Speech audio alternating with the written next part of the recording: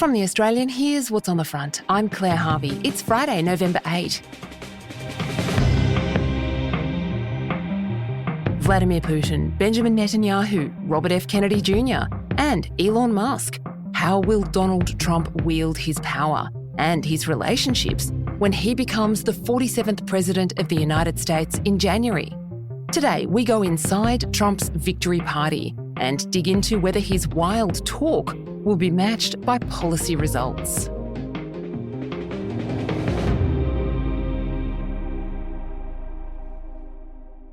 We know how he got here.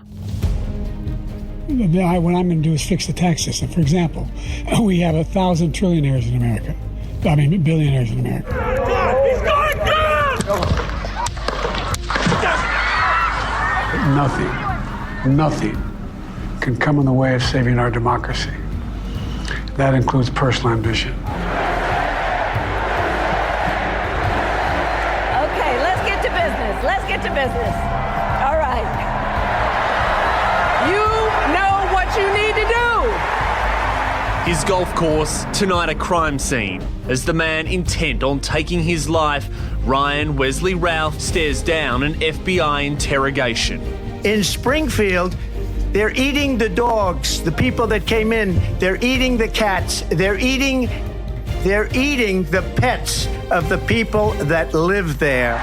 Vomit on my sweater already. Mom, spaghetti. I'm nervous, but on the surface I look calm and ready to drop bombs, but I keep bomb forgetting. Tim Walz and I are both gun owners. We're not taking anybody's guns away, so stop with the continuous lying about this stuff. There's literally a floating island of garbage in the middle of the ocean right now.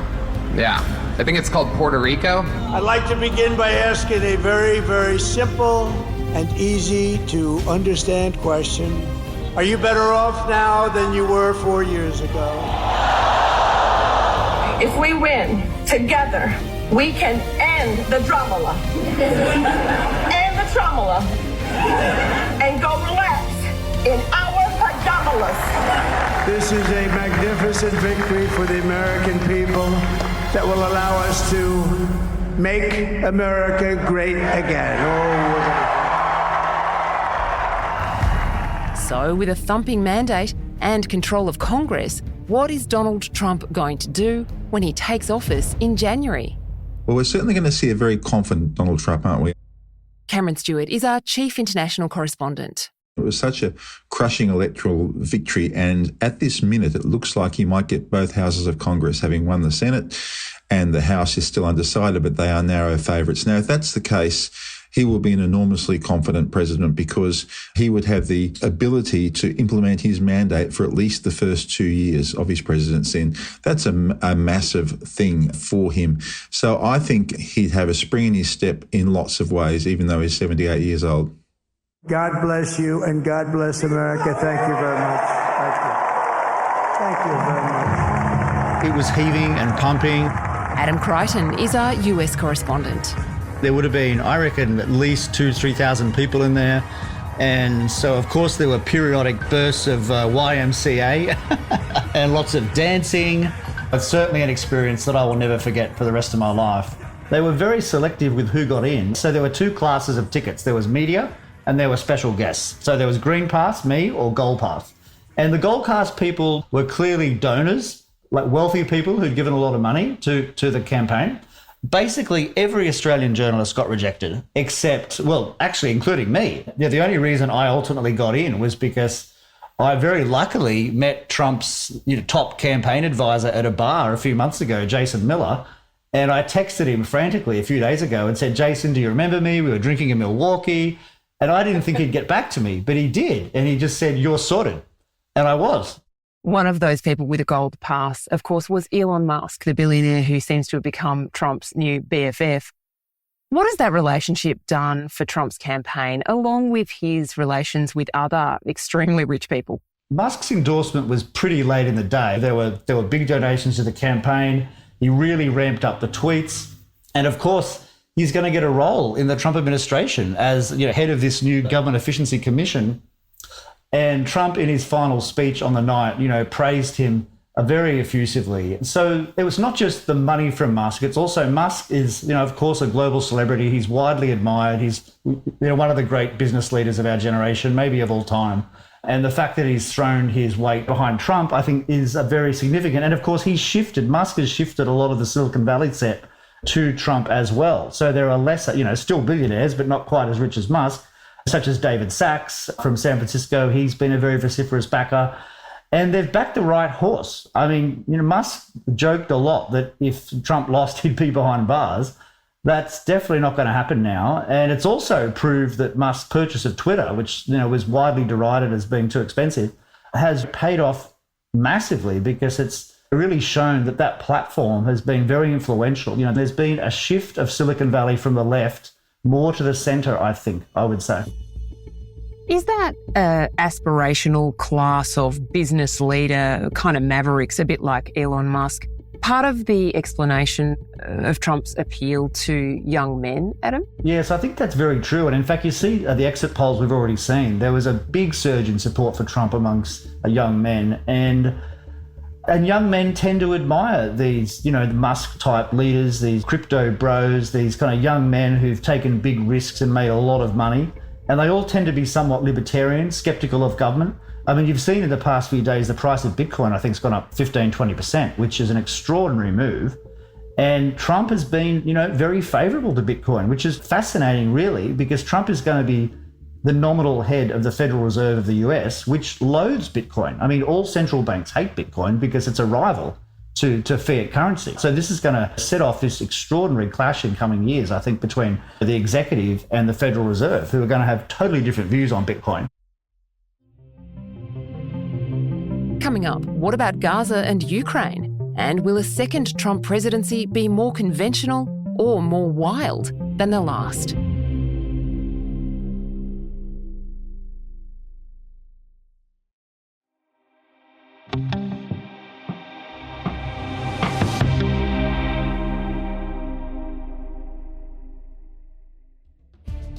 Cam, we've heard some suggestions that seem fairly alarmist about what Trump might be like. He's been described as a dictator.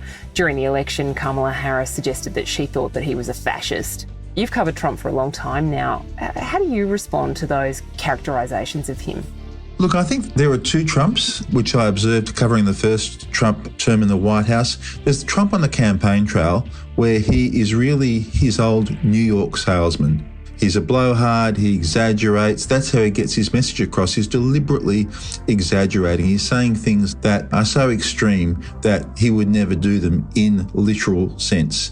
But then, of course, he gets to the White House, as he did in 2016. We had these exact same debates and concerns, I noticed, in the media in 2016 before he came in, as we're having right now. And the bottom line is that when you're in the White House, you are constrained. You just can't have that sort of policy extremism. He's surrounded by aides, he's surrounded by generals, he's surrounded by diplomats. There's a general natural push by the system to ensure that a president doesn't go out too far on a limb. And while Trump is strong and blows back against that to a degree, there are limits on it. And I just don't think that we're going to see the sort of apocalyptic, completely unhinged administration, which you would think we are going to see if you read some of the US media over here at the moment. Looking at foreign policy, Cam, Trump has said that he would be able to solve the two wars that are raging at the moment in Ukraine and in the Middle East. Starting with Ukraine, what do you think Volodymyr Zelensky and Vladimir Putin should be planning to do now? Look, and first with Ukraine, that's a perfect example of the hyperbole we're talking about. He said he'd solve Ukraine in 24 hours, which of course is impossible. What he's saying there is he's going to work hard to get a solution in Ukraine. Now, the fascinating thing, I think, Claire, is what will his relationship with Putin be like? Putin, so far as we're aware, has not called Trump to congratulate him. He probably wouldn't do that. But what will that relationship be like, and what does it look like? Will Trump try to convince Putin to ease back, and what will he actually try to do? The great concern with Trump and Ukraine, I think, is that he may be tempted to pressure Ukrainian President Zelensky to use the current front line in eastern Donbass, in the eastern part of Ukraine, as a permanent settlement line. And Zelensky won't do that. I don't think Putin will do that. So I think Trump is going to find it very difficult to find a solution here when the rest of the world has not found a solution at this point. What about Israel and Gaza and now Lebanon, Cam? Benjamin Netanyahu has just sacked his defence minister. Is Netanyahu empowered by a Trump victory, do you think? I think Netanyahu would be quietly happy with Trump's victory.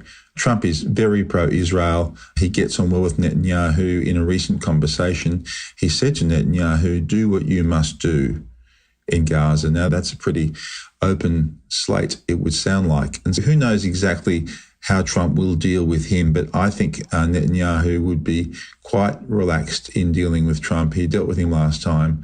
They get on well, and Israel is looking for friends, and I think they'll find a friend in Trump. Now looking at domestic policy, Cam, in 2016, Donald Trump came to power promising to build a wall on the southern border with Mexico and to fix illegal immigration. That, of course, has not happened, and he turned immigration into a real vote winner for him during this campaign, including with Latino voters and people in the South. So what will he actually do on that front, do you think? Again, we're looking at the sort of rhetoric versus reality question here. His rhetoric, of course, during the campaign was fairly extreme. He was saying that he was going to deport many millions of migrants in a way that's never been done before in this country.